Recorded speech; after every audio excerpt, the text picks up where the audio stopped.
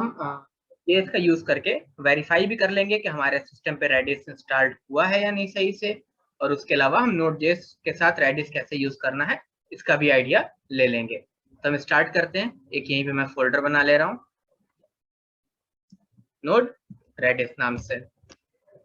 अब इसके अंदर हम क्या करेंगे, यहाँ पे हम कमांड प्रॉम्प्ट स्टार्ट कर ले रहे हैं और यहाँ से विजुअल स्टूडियो कोड ओपन कर ले रहा हूँ।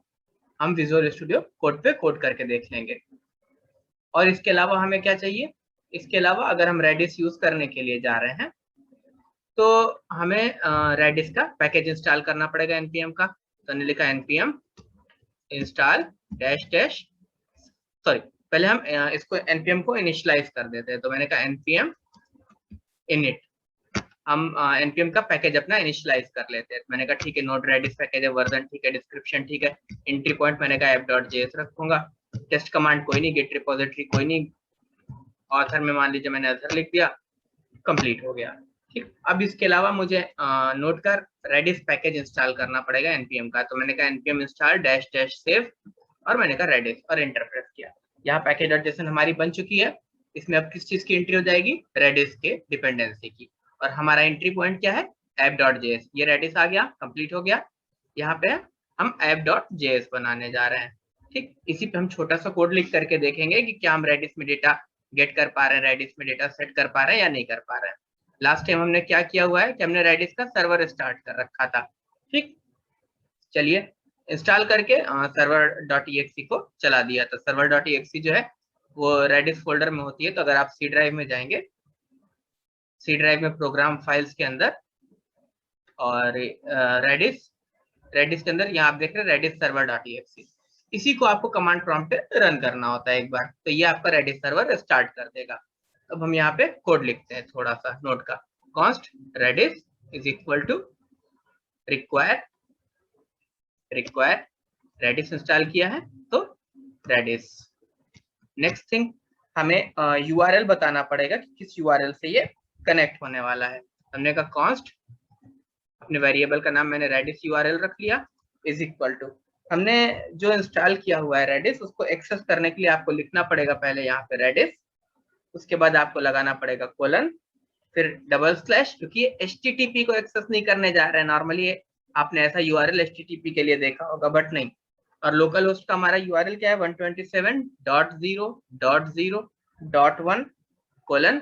और जब आपने रेडिस इंस्टॉल किया होगा तो एक पोर्ट पूछता है आपसे, जो मैंने इंस्टॉल किया था तो मैंने कॉपी कर लिया था, ये 6379 है। बाय डिफॉल्ट यही होता है, अगर आपने चेंज नहीं किया है तो। चेंज किया है तो आपको अपना अपडेटेड वन लिखना पड़ेगा। तो ये तो हो गया हमारा यूआरएल जिससे कि हमें रेडिस को कनेक्ट करना पड़ेगा। अब आप क्लाइंट क्रिएट करेंगे रेडिस का। तो हमने कहा ठीक है भाई, क्लाइंट क्रिएट कर लेता हूँ, CLIENT, रेडिस के लिए मैं क्लाइंट क्रिएट करने जा रहा हूँ।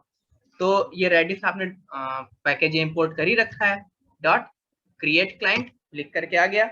और किस यूआरएल पर ये क्लाइंट क्रिएट करना है, तो ये ऊपर आपने यूआरएल लिख रखा है। आप ये सारा काम एक लाइन में भी कर सकते हैं, पर हम अलग अलग इसलिए कर रहे हैं ताकि आपको पार्ट पार्ट में चीजें समझ में आए। कि सबसे पहले रेडिस को इंपोर्ट किया आपने अपने प्रोजेक्ट में, देन उसका यूआरएल बताया। तो लोकल होस्ट पे था, अगर आप कहीं और रखे हुए हैं तो वहां की आईपी होगी, उसके अलावा जिस पोर्ट पे आपने इंस्टॉल किया उस पोर्ट की बात होगी। अब बस यही क्लाइंट है और इसी पे सारा काम होता है। तो हमें देखना होगा कि क्या क्लाइंट में कोई वैल्यू सेट होती है कि नहीं, और क्या क्लाइंट में कोई वैल्यू गेट होती है कि नहीं।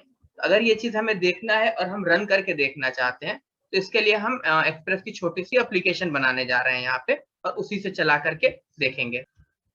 तो हम सर्वर बना करके देखेंगे। अभी हम क्या करने वाले हैं कि हम यहाँ पर क्लाइंट डॉट सेट करने जा रहे हैं। तो वैल्यू जा करके हमारे हिसाब से हमारे रेडिस सर्वर में सेट हो जाना चाहिए, और हमें की और वैल्यू में देना है।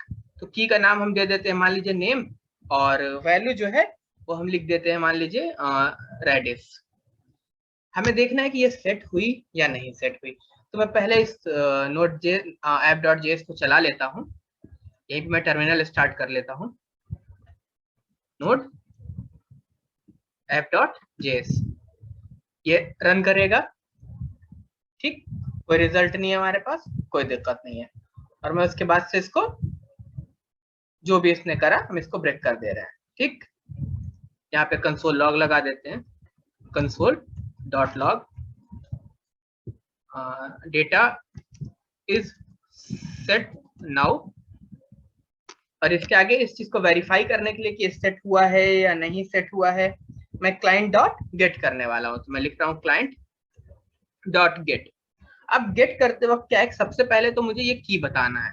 तो मैंने ये नेम यहां से कॉपी कर लिया, ठीक, कॉपी कर लिया। अब जब ये कॉपी हो जाएगा तो क्या करना है, तो दो चीजें हैं, या तो आपको कुछ एरर मिलेगी, नहीं कॉपी हुआ, सर्वर डाउन हो गया, और सब ठीक है तो आपको वैल्यू मिलेगी। तो ये मैंने एक एरो फंक्शन पास कर दिया यहाँ पे।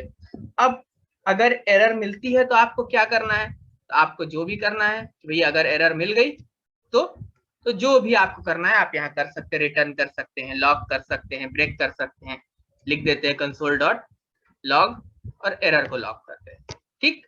अगर एरर नहीं मिलती है आपको, अगर एरर नहीं मिलती है तो अब क्या करना है, तो मैंने कहा कि मुझे जो वैल्यू मिली है वो वैल्यू लॉक कर दो। अगर ये वैल्यू सेम आ रही है जो हमने ऊपर दी हुई है, तब हमारा काम हो गया है। वापस चला लेते हैं, डेटा इज सेट नाउ यहाँ पे, और यहाँ हम गेट कर रहे हैं और हमें ये वैल्यू मिल रही है। अगर ये वैल्यू मिल गई तो इसका मतलब कि हम सही है, हमारा डेट मतलब हमारी चीज सही चल रही है। अब आगे हम इसको एक्सप्रेस एप्लीकेशन में चला करके, मतलब ये पार्ट जैसे हम यहाँ पे सेट कर रहे हैं, तो किसी एप्लीकेशन में कोई वैल्यू आई हमने सेट कर दिया, और किसी और एपीआई के एंड पॉइंट पे वो वैल्यू हम गेट कर सकते हैं। तो हम अगले किसी वीडियो में एक्सप्रेस एप्लीकेशन से ये काम करके देखेंगे। बाकी यहाँ वेरीफाई हो चुका है। Thank you.